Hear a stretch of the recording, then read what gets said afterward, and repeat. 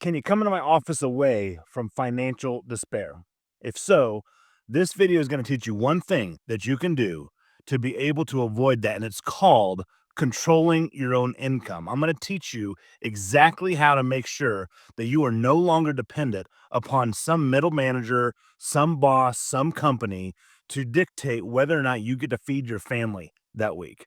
You see, years ago, I was in that exact position. I was in the position of not knowing where my next paycheck was coming from. I knew that I had a job, but that job just was not paying enough. And I needed to be able to have some margin in my income. And so I started scouring at the time all of the educational venues for that. And I came to a conclusion that regardless of what I do, I am going to have to control my own income in order to not continue to feel this financial burden. It doesn't matter how much budgeting you're doing. It doesn't matter how many envelopes you're buying and putting with cash like the Ramsey system I talked about years ago. It doesn't matter how well you save, any of those kinds of things. If you can't control your income, you on the verge of going broke, and you may not even realize it right now. I hope you do. I hope this is a wake up call for you because many Americans right now are one, can you come into my office? Can I see you for a minute away from realizing some financial despair that they are not prepared for.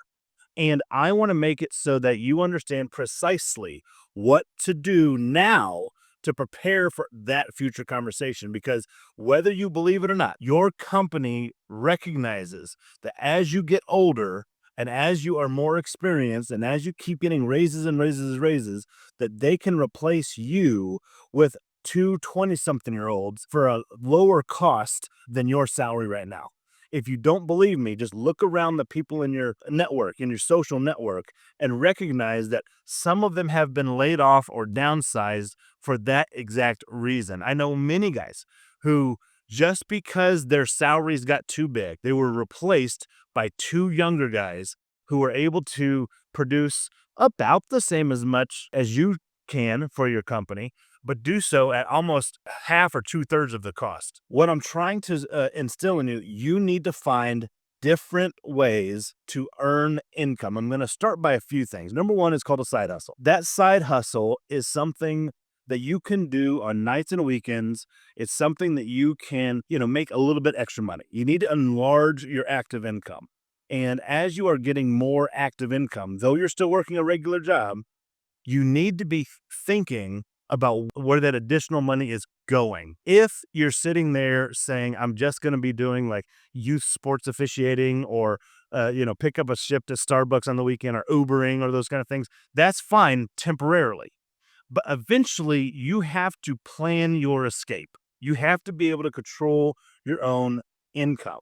And for many of you, that can be as simple as just saving up enough money, going and buying dividend producing stocks, letting those dividends be reinvested until it's a large enough sum of money to then do what I prefer, which is buying real estate. See, I totally control real estate. I choose the tenants that move in. I choose the house that I want. I choose the construction that we do. I have total control of real estate. It's one of the reasons why I enjoy investing in real estate is because I know that no matter what happens, so long as people still need a roof over their head, that I'm in business. Every time I fly in, from anywhere and land at the airport, I'd be sure to open the window and look outside and see all of the roofs on top of the houses, which means I'm still in business. So long as it rains and snows and is windy and is hot and is cold, I know that I'm still in business. That's a business that's never, ever, ever going away.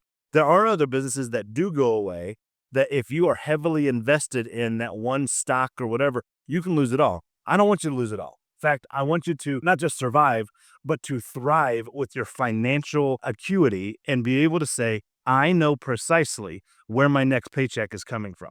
Because many of you are dependent on one source of income. You can't just use one source of income. You need to have multiple, 3, 4, 5. There needs to be multiple revenue streams coming into your life, and not just multiple revenue streams, but revenue streams that you control. If you aren't controlling your income, you are one can you come into my office away from packing up your stuff and having HR march you out of the building? Don't let it happen to you. Because now you're sitting there, oh, I'll get a severance. Maybe. I know guys who worked for a company for 20 plus years, one day came in and it was gone, over. Hey, we no longer need this initiative and you are out. Didn't get a severance, didn't get the options that he was promised had he just stayed on for a few more months. Isn't that convenient? That a couple of weeks later he would have had all of these options, which would have made him a lot of money. But they decided to get rid of him before that. Don't let it happen to you. Control your own income.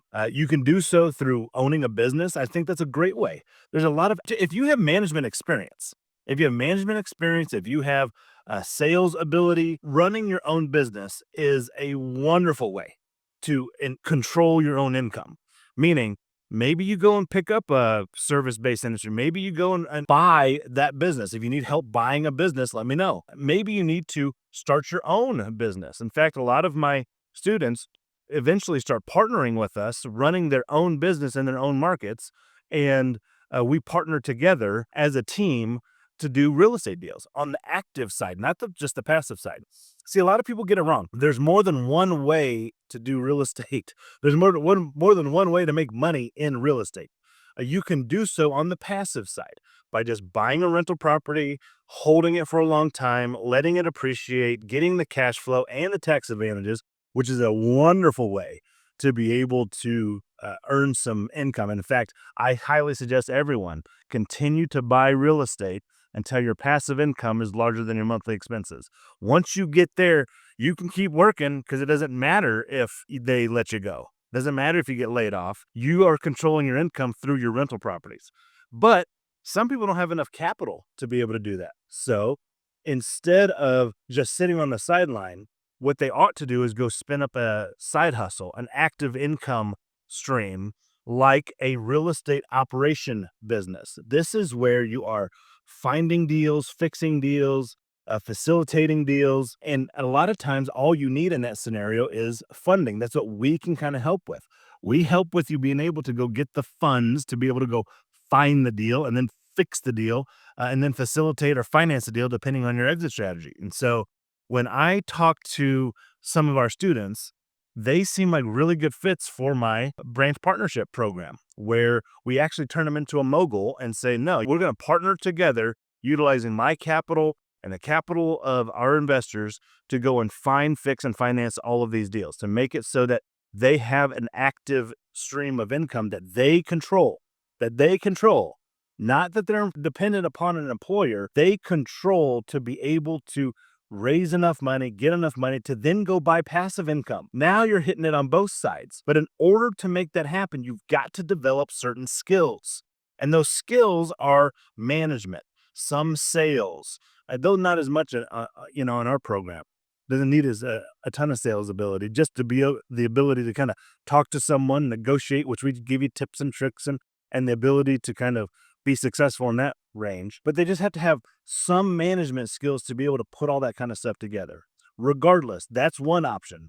You can go with a multiple different options to go and say, hey, this is important to me. The last step that I'm going to say is when you are working for someone else and you're getting a high income and everything is good and you're going on vacation and you're buying boats and RVs and all that kind of stuff, just recognize that income is not always going to be there if your boss says, hey, can I chat with you in my office?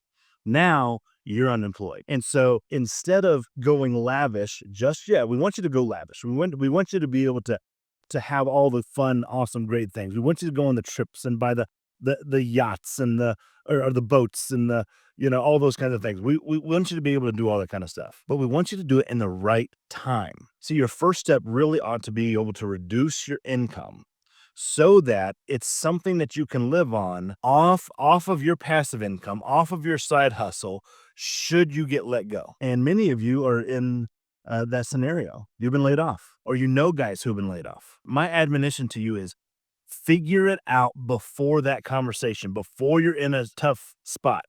Many people wait until financial devastation before they make a change. Don't do that. Make the financial change right now so that when it happens, because ultimately It will happen. Like, most people are not staying in their jobs for 50 years anymore. Those days are kind of over, unless you're the head of the company and you're the one running it, which is what I'm trying to say is those are the guys who control their own income. They can stick around for 40, 50 years. You may not be able to. So instead of relying on them, control the narrative, control the situation, control your finances, make it so that when they say, hey, it's time to part ways, it's not a financial devastation for you and your family. Subscribe on this channel, follow, like, comment, do whatever so that we can continue to have this conversation. There's a whole bunch of other things to kind of talk about, but I want to make sure that we're staying connected. So instead of letting the algorithm just go nuts, again, control this situation. Go subscribe, go like, go follow, go whatever, so that you can keep going with these kinds of hopefully valuable talks to remind you of some financial situations that you and your family could be facing anytime now. Don't let it happen to you. Make sure that you can avoid those meetings and the devastation that those meetings cause and start controlling your own income.